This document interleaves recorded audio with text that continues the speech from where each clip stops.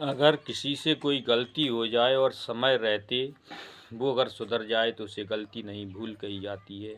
और ऐसा ही एक लड़की ने किया।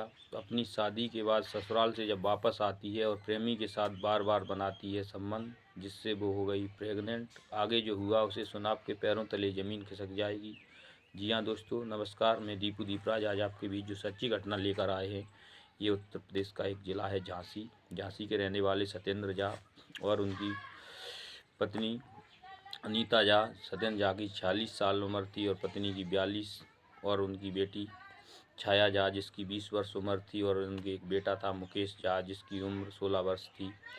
छाया झा वहीं झांसी के एक कॉलेज में बीए सेकेंड ईयर की पढ़ाई कर रही होती है, और उसी कॉलेज में एक विक्की चौहान नाम का लड़का भी पढ़ाई कर रहा होता है। और वो एक दूसरे से के साथ प्रेम प्रसंग में इतने होते हैं कि उनका कॉलेज तो छोड़ो पूरे गली मोहल्ले तक फेमस हो जाते हैं।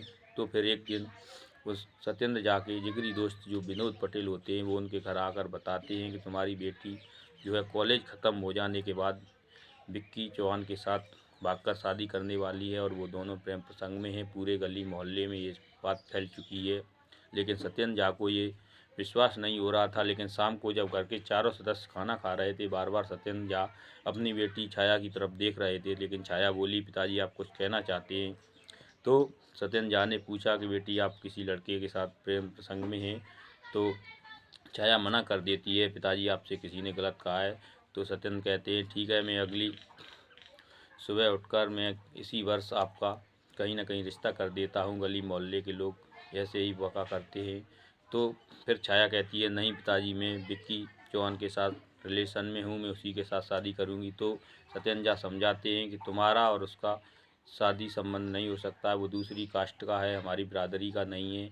लेकिन ये सब सुनते ही उन्हें नींद नहीं आती और खाना से उठ जाते हैं। सत्येंद्र झा सुबह अपने जिगरी दोस्त विनोद पटेल को बुलाते हैं और उसको पूछते हैं कोई लड़का हो तो बताओ। वो बताता है बगल के गांव में एक रोशन झा नाम का लड़का है जो कि कोटा से बीटेक की पढ़ाई कर रहा है। तो सुबह जाकर उस रोशन झा के घर जाते हैं दोनों और रिश्ते को पक्का कराते हैं। और मार्च 2015 में एक दिन मंदिर की तारीख तय हो जाती है कि मंदिर में शादी होगी, और उसी शादी को करते हैं। और उसके बाद छाया जो है अपनी ससुराल जाती है और वहाँ पर सागरात वाले दिन पति के आने से पहले ही सो जाती है। पति जब आता है उसे जगाता है तो कहती है हमारी तबीयत ख़राब है। और फिर वो रोशन बहुत सीधा लड़का था, वो नहीं बोलता है और दोनों सो जाते हैं। सुबह उसकी सास और सभी लोग समझाते हैं कि आप ससुराल में आ चुकी हैं और सुबह जल्दी उठना होगा और तरीके। और ऐसे ही प्रेम प्रसंग में पूरा परिवार रहने लगता है। छाया को भी अच्छा लग रहा था। लेकिन सुबह रोशन के कॉलेज से जब कॉल आती है तो रोशन कहता है कल से कॉलेज स्टार्ट हो जाएंगे और मैं अपने कॉलेज के लिए जाऊंगा। तो छाया कहती है मुझे भी साथ ले चलो। और वो कहता है कि 6 महीने की बात है, मेरी फाइनल ईयर है और मैं उसके बाद आ जाऊंगा, फिर साथ में ही रहा करेंगे ये, और तुम्हें दिक्कत है तो अपने मायके चली जाना। ये कहकर रोशन सुबह अपने कॉलेज के लिए चला जाता है। उसके बाद छाया अपने ससुर से कहती है पिताजी मुझे घर छुड़वा दीजिए। तो वो कहते हैं यहीं रुक जाओ। लेकिन वो कहती है मुझे अच्छा नहीं लगेगा तो मैं अपने मायके तब तक जाती हूँ। तो वो सुबह अपनी गाड़ी से छाया को भी उसके घर छुड़वा देते हैं। छाया अपने घर आती है, ससुराल वालों की तारीफ़ करती है, जिसके बाद पूरे परिवार की तारीफ़ करने के बाद छाया जो है अपनी माँ से मिलती है और पिता के गले लग जाती है। फिर सुबह अपने पार्क में जब घूमने जाती है तो पार्क की बगल में उसका पुराना जो प्रेमी था विक्की चौहान, वो पानी लगा रहा होता है और वहीं विक्की चौहान से बातें करना शुरू करती है। और विक्की चौहान और वो कहते आए कि तुम मुझे भूल गई, शादी कर ली। तो वो कहती है मैं बहुत पहले की यादें करती हूँ और हमारा पति तो इतना अच्छा है, उसने हमारे शरीर को छुआ अभी तक नहीं है। तो विक्की चौहान वहीं गले लग जाता है और बगल के खेत में अरहर का खड़ी हुई थी और उस अरहर के खेत में जाकर दोनों शारीरिक संबंध बनाते हैं। उनका सिलसिला जारी हो गया था क्योंकि शादीशुदा लड़की पर कोई शक नहीं करता है और दोनों जाकर संबंध बनाते हैं। एक दिन सरसों के खेत में विक्की चौहान और छाया संबंध बना रहे होते हैं, तभी विनोद पटेल पहुंच जाता है और विनोद पटेल को देखकर विक्की चौहान तो मौके से भाग जाता है। लेकिन छाया वहीं पर उनके पैरों में गिड़गिड़ाने लगती है कि किसी से कहना मत। तो विनोद पटेल ने भी मौके का फ़ायदा उठाते हुए कहता है कि अगर हमारे साथ रिलेशन बनाओगी तो मैं तुम्हारे पिता और पति को नहीं बताऊंगा।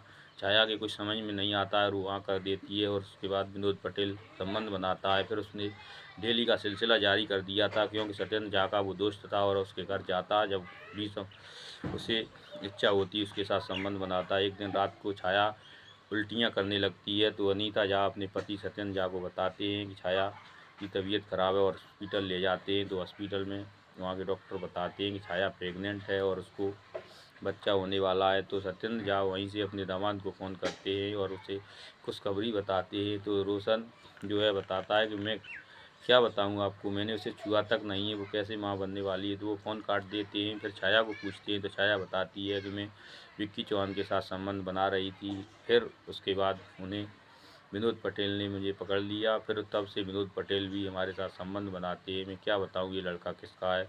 तो सत्येंद्र झा के कुछ समझ नहीं आता है और वो शाम को विनोद पटेल को फ़ोन कर जंगल में बुलाते हैं इमरजेंसी कहकर। जब वो जाता है विनोद पटेल तो सत्येंद्र झा उसके 2 गोलियां मारते हैं और वहीं कहानी ख़त्म हो जाती है। आगे बढ़कर विक्की चौहान को भी 2 गोलियां मारते हैं। उसे ख़त्म कर सुबह थाने में जाकर अपना गुनाह कबूल करते हैं और छाया और उसकी मां अनीता झा जब जाते हैं तो पुलिस वाले उन्हें बताते हैं कि इन्होंने जो जो गुनाह किया है वो माफ़ के लायक नहीं है और संबंधित धाराओं में उन्हें जेल भेज दिया जाता है। और सत्येंद्र झा को आजीवन कारावास हो चुका था। और उसके बाद में रोशन ने जो समझदारी का काम ये किया कि वो अपनी पत्नी को विदा करा के अपने घर ले गया। तो दोस्तों यहाँ आपको किसकी गलती लगती है, सत्येंद्र झा की या छाया झा की, तो कमेंट बॉक्स में ज़रूर बताएं और हमारे वीडियो को लाइक और शेयर करें। आपको हम आपके बहुत बहुत आभारी रहेंगे। चैनल को भी सब्सक्राइब कर लिया करें। कल हम आपको फिर और मिलेंगे एक और नई सच्ची घटना के साथ। तब तक लेते हैं अलविदा। जय हिंद दोस्तों, वंदे मातरम।